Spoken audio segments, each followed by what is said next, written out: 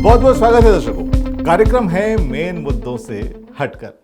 दर्शकों, आज से हम इस कार्यक्रम में आपसे एक सवाल भी पूछेंगे जिसका उत्तर आपको इसी प्रोग्राम में मिल जाएगा और कार्यक्रम के अंत में आप ये उत्तर कमेंट बॉक्स में लिख सकते हैं। शुरू करते हैं आज की चर्चा मेन मुद्दों से हटकर। सन 1980 में एक फिल्म आई थी, अल्बर्ट पिंटो को गुस्सा क्यों आता है। सईद मिर्जा के निर्देशन में बनी इस फिल्म में अल्बर्ट पिंटो नामक एक किरदार है जो कि तात्कालीन सामाजिक और राजनीतिक परिस्थितियों से परेशान है, नाराज है और विचलित होकर अपने अधिकारों के लिए वो उठ खड़ा होता है। तो हम इस फिल्म की बात कार्यक्रम के अंत में करेंगे। आप बस इस फिल्म के नाम को याद रखिए, अल्बर्ट पिंटो को गुस्सा क्यों आता है। फिलहाल एक अलग ही मामला, इन दिनों सिंह और सिंहाला बड़ी चर्चा में रहे। सिंह और सिंहाला, अब आप ये ना समझ जाएं कि सिंह पुरुष है और सिंहाला उसकी बीवी। दरअसल ये दोनों शब्द पुरुष, महिला या नर मादा जैसी लिंग बोधक नहीं है। दरअसल सिंहाला श्रीलंका का एक वर्ग है और ये उसकी भाषा है। और पिछले दिनों महंगाई, बेरोजगारी और तमाम दिक्कतों से परेशान गुस्साई जनता ने श्रीलंका की लंका लगा रखी है। आंदोलनकारियों ने प्रधानमंत्री का घर जला दिया और राष्ट्रपति भवन में घुस गए। तो राष्ट्रपति गोताबाया राजपक्षे और वित्त मंत्री सहित कई नेता देश छोड़कर भाग गए और उनके इस भागने भगाने में हमारे देश का कोई हाथ नहीं है। ऐसा मैं नहीं बल्कि भारतीय उच्च आयोग के अधिकारी ट्विटर हैंडल के जरिए ट्वीट करके बता रहे हैं। उच्च आयोग ने स्पष्ट रूप से इस बेबुनियाद और अटकलों भरी मीडिया रिपोर्ट्स को खारिज करते हुए कहा कि गोटाबाया राजपक्षे, बासिल राजपक्षे को श्रीलंका से बाहर भेजने में भारत ने मदद नहीं की है। लोगों को पता नहीं क्यों ये लगा कि राजपक्षे को भगाने में भी हमने मदद की होगी, जबकि हमने तो माल्या, नीरव, ललित किसी को भी देश छोड़कर भागने में कोई मदद नहीं की थी। खैर, श्रीलंका की जबरदस्त लंका लगी हुई है और ये लंका उन्हीं लोगों ने लगा रखी है जो ये कहते थे कि चाहे पेट्रोल 1000 का हो जाए, आएगा तो राजपक्षे ही।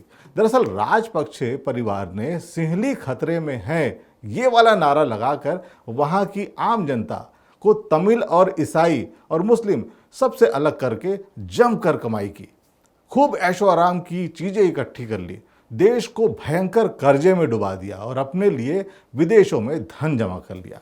वहीं आम जनता रोजगार, महंगाई, शिक्षा के अभाव से त्रस्त हो गई। नेता माला माल और देश कंगाल हो गया।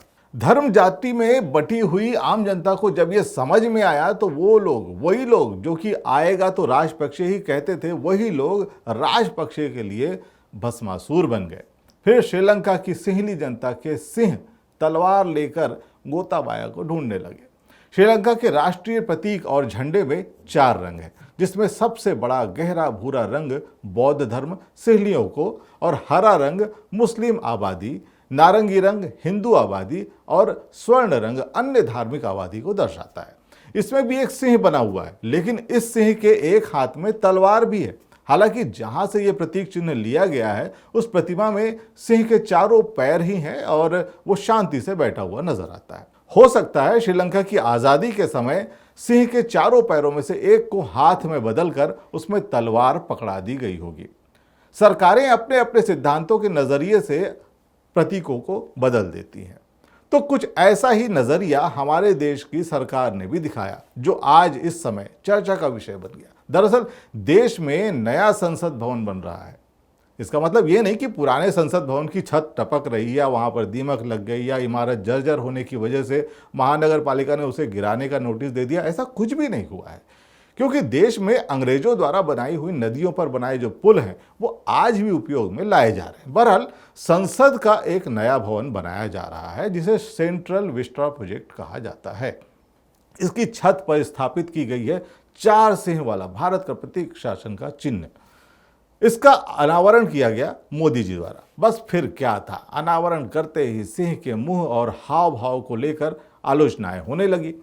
लगता है इन लोगों को कोई काम ही नहीं है। मोदी जी ने कुछ किया भी और ना भी किया तो भी हर हाल में बस आलोचना ही करनी है। अब देखिए ना, कोरोना काल में जब देश के लोग रोजगार के लिए त्राहिमाम कर रहे थे, बजट के अभाव में बहुत सारी सरकारी संस्थाएं बंद हो रही थी, उस समय इतने कठिन परिस्थितियों में 13,450 करोड़ की लागत से नया संसद भवन बनाने की शुरुआत की गई।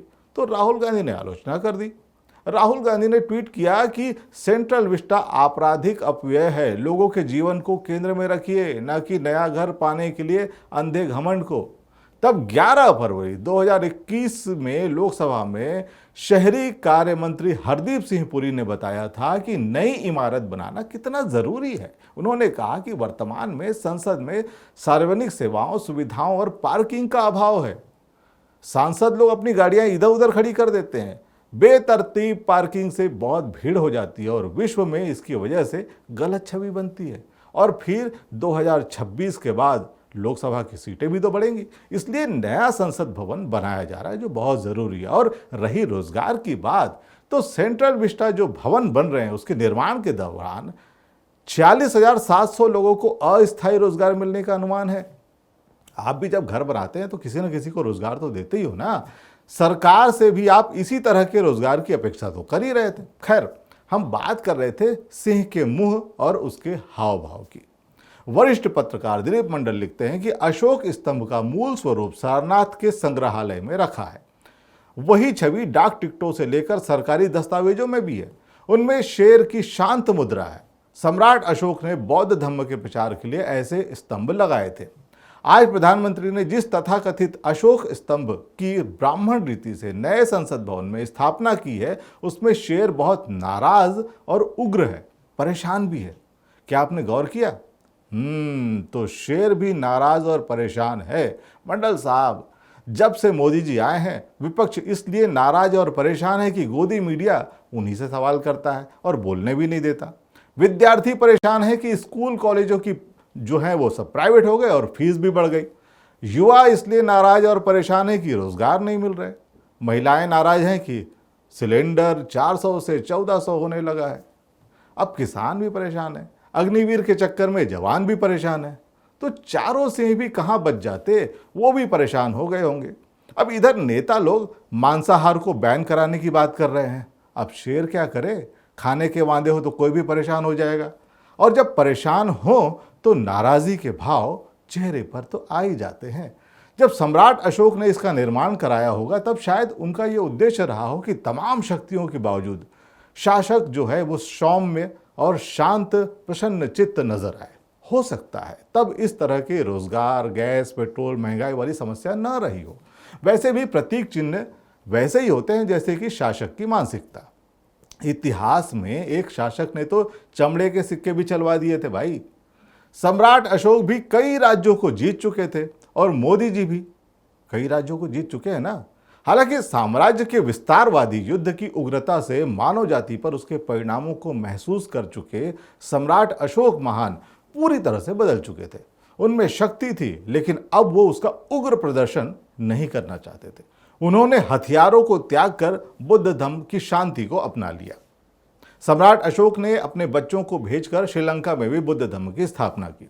विस्तार प्रोजेक्ट पर स्थापित चारों सिंहों की प्रतिमा बनाने वाले मूर्तिकार ने सफाई देते हुए कहा कि सम्राट अशोक द्वारा बनाए गए सिंह छोटे यानी कि 7 फीट के हैं और ये वाले जो हैं वो 21 फीट के यानी कि बड़े हैं।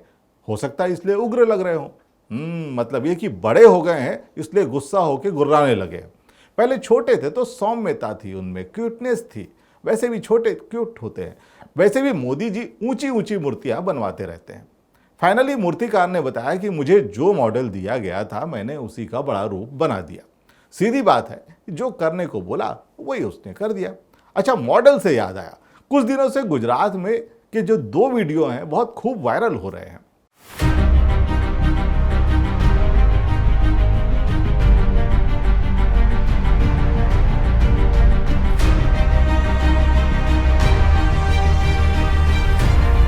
लोग इनको गुजरात मॉडल बता रहे हैं और उसकी खिल्ली भी उड़ा रहे हैं। खैर, जाकी रही भावना जैसी। गुजरात को हल्के में लेकर खिल्ली उड़ाने वालों, अगली खबर जो है वो आपके होश उड़ा देगी। जिन रूसियों ने यूक्रेन पर कब्जा करने के लिए युद्ध छेड़ रखा है, उन्हीं रूसियों को भी हमारे गुजरातियों ने बेवकूफ बना दिया। गुजरात के एक गांव में नकली आईपीएल आयोजित करके रूसी सट्टेबाजों को ठग लिया। नकली आईपीएल क्रिकेट टूर्नामेंट, इसमें मजदूरों और बेरोजगारों को खिलाड़ी के रूप में पेश किया गया।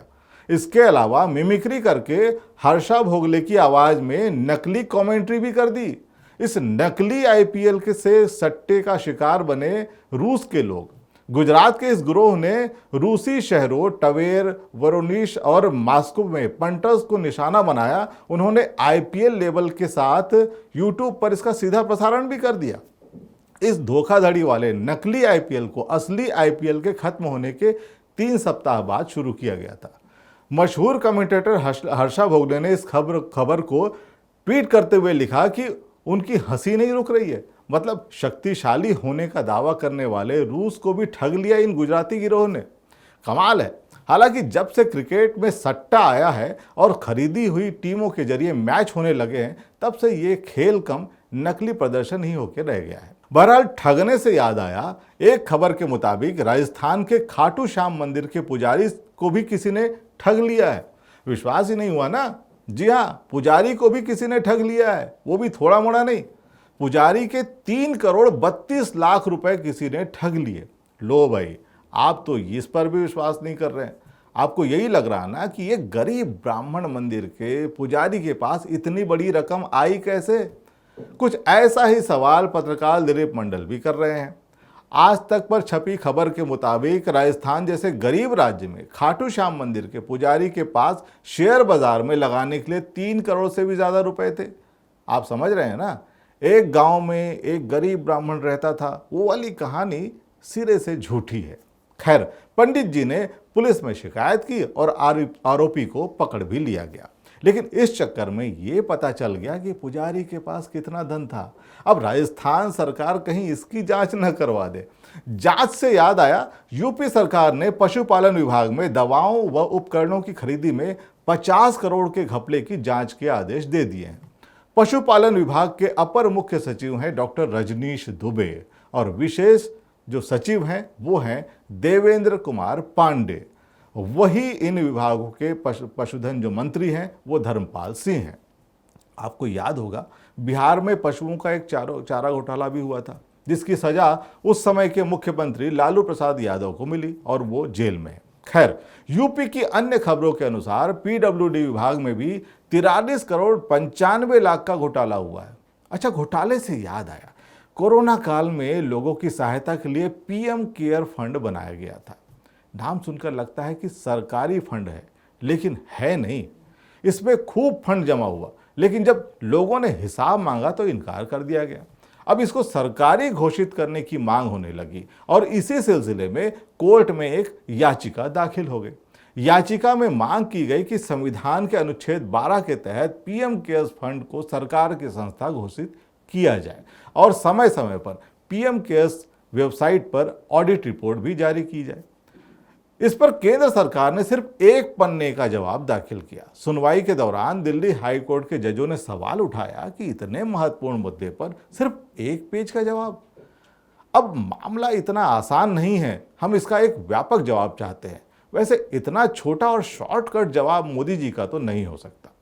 अच्छा, शॉर्टकट से याद आया, मोदी जी ने कहा है कि शॉर्टकट की राजनीति बहुत आसान होती है। शॉर्टकट अपनाकर लोगों से वोट लेना, उन्हें मेहनत नहीं करनी होती। लेकिन ये बहुत बड़ी सच्चाई है, जिस देश की राजनीति शॉर्टकट के आधार पर आधारित हो जाती है, उसका एक दिन शॉर्ट सर्किट हो जाता है। वैसे ये सही बात है कि जब से नोटबंदी हुई है, देश की अर्थव्यवस्था पटरी से खिसकती ही जा रही है। हालांकि अर्थ मंत्री निर्मला सीतारमण कहती हैं कि देश में महंगाई का गरीबों पर कोई असर नहीं हो रहा है। चलो, कम से कम उन्होंने ये माना तो सही कि महंगाई है, वरना वो तो ये भी कह सकती थी कि मुझे पता नहीं, क्योंकि मैं तो प्याज खाती नहीं।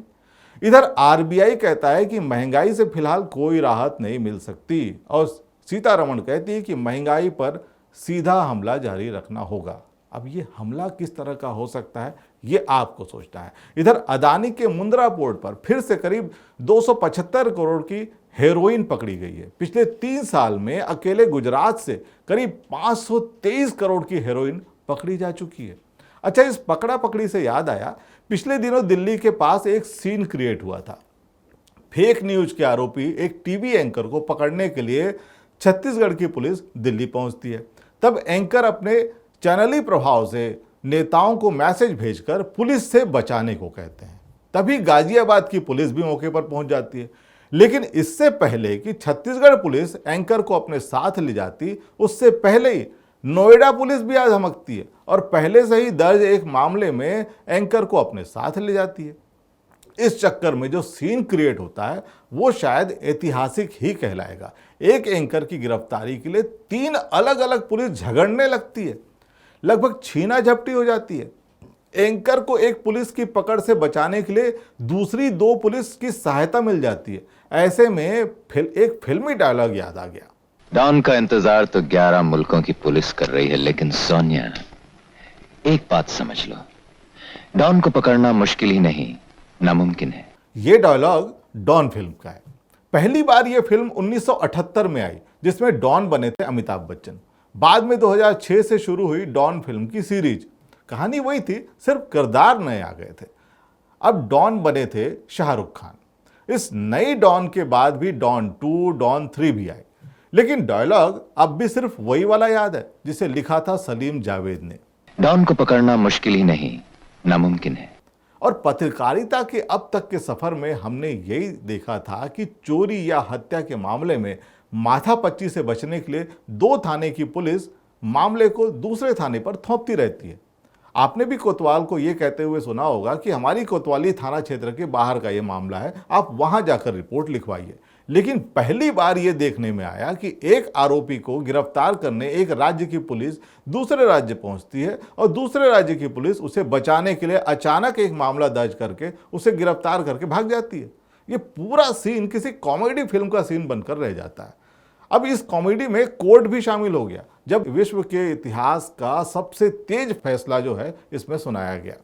सुप्रीम कोर्ट ने पिटीशन यानी कि याचिका दायर होने से पहले ही टीवी एंकर के केस की सुनवाई के लिए उसे स्वीकार कर लिया और अगले दिन की तारीख भी दे दी। तब जाकर वकील ने कहा, हुजूर हमने तो अभी केस ही फाइल नहीं किया है। तो जजों ने कहा ये तो गलत बात है, मतलब ये कि बिना केस फाइल किए ही फैसला सुना दिया। उस अदालत में जहां पर 75,000 से ज्यादा केस पेंडिंग है, फिर भी रोजी रोजगार के हजारों मामले में अदालतों से अभी भी सबको उम्मीद है। रोजी रोजगार से याद आया कि इस बार की कांवड़ यात्रा में 4 करोड़ कांवड़िए शामिल होंगे। और योगी जी ने निर्देश दिए हैं कि जिस रास्ते से ये कांवड़िए गुजरेंगे उस रास्ते में मांस की बिक्री ना की जाए। वैसे उनकी आशंका सही भी है। इस महीने मन पर थोड़ा काबू रखना होता है और आप तो जानते हैं मन पे काबू रखना ही सबसे मुश्किल काम है। पिछली यात्रा में कई यात्रियों की खाने पीने वाली तस्वीरें वायरल हो गई थी। अच्छा, फोटो से याद आया, प्रसार भारती ने एक फोटो जारी की है जिसमें आकाशवाणी और दूरदर्शन को मर्ज करके एक प्रतीक चिन्ह यानी कि लोगो बनाया गया है। इसमें से दोनों घोष वाक्यों यानी कि टैग लाइन्स को हटा दिया गया है। आकाशवाणी की टैग लाइन थी बहुजन हिताय बहुजन सुखाय, जिसका अर्थ होता है अधिक से अधिक लोगों के हित और सुख के लिए कार्य करने उसके उद्देश्य वाली संस्था। इसी तरह दूरदर्शन की टैगलाइन थी सत्यम शिवम सुंदरम, जिसका अर्थ तो आप जानते ही हैं। अब टीवी और रेडियो पर सिर्फ जब मोदी जी के ही भाषण होते हैं तो प्रसार भारती के अधिकारियों ने भी सोचा होगा कि इन दोनों टैगलाइनों को हटा देना ही उचित है। वैसे भी प्रतीक चिन्हों और उसके संदेशों में शासकों की मंशा तो झलकती ही है, जैसे सेंट्रल विस्टा परियोजना पर स्थापित चारों सिंहों के हाव भाव। सिंह नाराज, परेशान, उग्र गुस्से में नजर आते हैं। बहरहाल कार्यक्रम की शुरुआत में हमने आपसे एक सवाल किया था, अल्बर्ट पिंटो को गुस्सा क्यों आता है। हालांकि ये एक पुरानी फिल्म है, लेकिन अगर आपने इस कार्यक्रम को पूरा देखा होगा तो आप भी समझ गए होंगे इसका उत्तर क्या है। चलते चलते एक खबर और कि अब संसद में सांसद बहुत सारे शब्द नहीं बोल पाएंगे, जैसे कि निकम्मी, तानाशाही, विनाश पुरुष, ढिंडोरा, नौटंकी, चमचागिरी, कायर, अपराधी, गुंडागिरी, घड़ियाली आंसू, गिरगिट, लॉलीपॉप, खरीद फरोख्त, दलाल, मूर्ख, दोहरा चरित्र, शर्म करो जैसे बहुत सारे शब्द अब सांसद नहीं बोल पाएंगे। ये अलग बात है कि इन्हीं शब्दों के सहारे बहुत सारे पार्टी प्रवक्ता फेमस हो गए हैं और टीवी की टीआरपी भी इन्हीं शब्दों की वजह से बढ़ी हुई है। अब आगे संसद सत्र भी शुरू होने वाला है, इन शब्दों के प्रयोग का खतरा तो बहुत ज्यादा था ही। बहरहाल सांसद चाहे तो मुंह में थूक भर के मूक प्रदर्शन भी कर सकते हैं। सवाल करना तो वैसे भी बना ही है। एक व्यंग्यकार ने लिखा कि लगे हाथ प्रश्नवाचक चिन्ह को भी बैन कर दो, ना ये चिन्ह रहेगा और ना ये लोग सवाल करेंगे। अच्छा, एक महत्वपूर्ण शब्द छूट गया था, ये भी बैन हो गया है, जुमलाजीवी। कुछ लोग इन शब्दों के पर्यायवाची शब्द भी अब ढूंढने लगे हैं। आप भी किताब खोल ही लो, इससे पहले कि गिरना शब्द भी बैन हो जाए, हम आपको बता दें कि देश की मुद्रा यानी कि करेंसी यानी कि रुपया और गिर गया है। अब $1 80 रुपए का मिलेगा, और आप तो जानते ही हैं रुपया उसी देश का गिरता है जिस देश का वो गिरा हुआ हो। तो आज बस इतना ही, फिर मिलेंगे। और हाँ, अब हमारा ये जो चैनल है वो केबल टीवी पे भी आ गया है। यूट्यूब, फेसबुक, OTT ऐप के साथ साथ आप हमारे प्रोग्राम केबल के माध्यम से भी दे सकते हैं। तो फिर मिलेंगे नई जानकारियों के साथ, नए न्यूज़ के साथ।